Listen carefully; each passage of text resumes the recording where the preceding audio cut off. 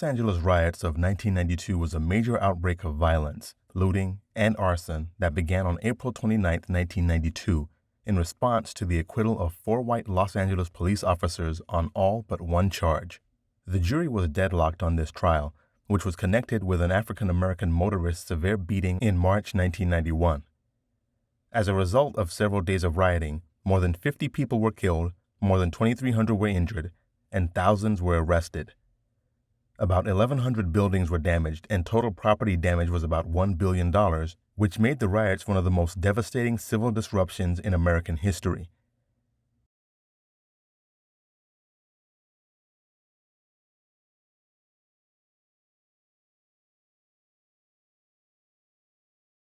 Many Angelenos in the late 20th century prided themselves on their city's ethnic diversity. However, there was a strong feeling in Los Angeles minority communities that the city's predominantly white police force practiced racial profiling and engaged in racist brutality against African Americans and Hispanics.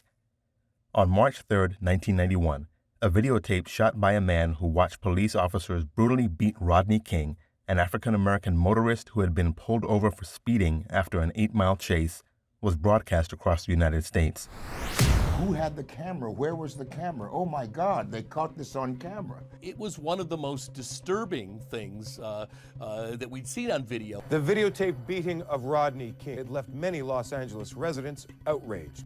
It was like the first time we had actually seen it. So it was shocking, but at the same time, it was wonderful because now we Americans, we African Americans, we had evidence of our claims of, injustice and mistreatment. When the officers' initial efforts to bring a non-compliant King to the ground failed, they clubbed him dozens of times with their batons.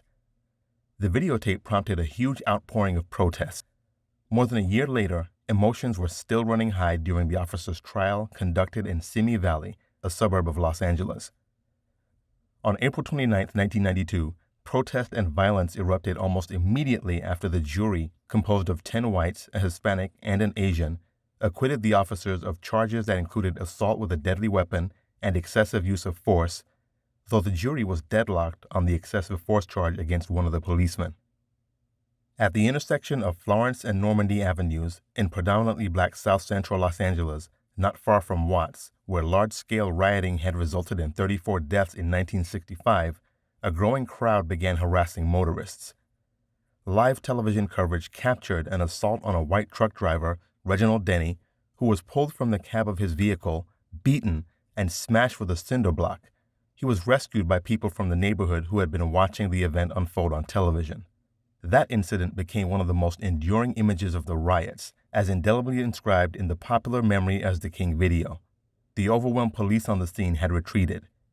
That evening, and over the ensuing days, violence, looting, and arson spread to encompass much of the Los Angeles region, from Pacoima in the San Fernando Valley to Long Beach, south of the city. Much of the worst rioting, though, occurred in South Central, the Pico Union neighborhood, and Koreatown, where relations between Korean merchants and their African-American customers had already been tense.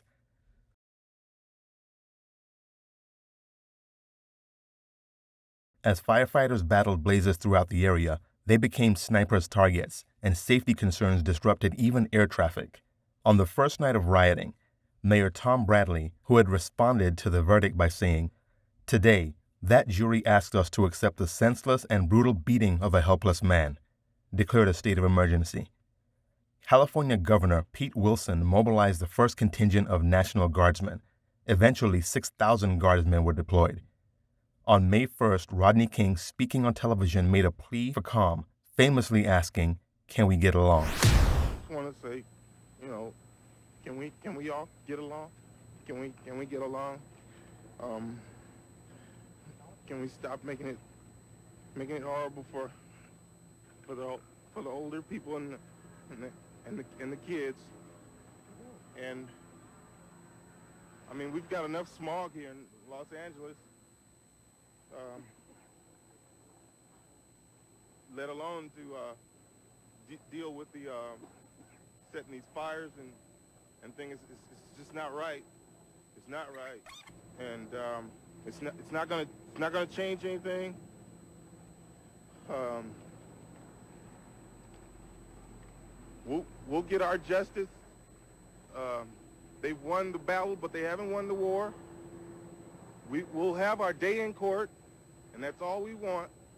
And just, I love, you know, I'm neutral. I love people of color. You know, I'm not like they picking me out to be. We've got to quit. We've got to quit.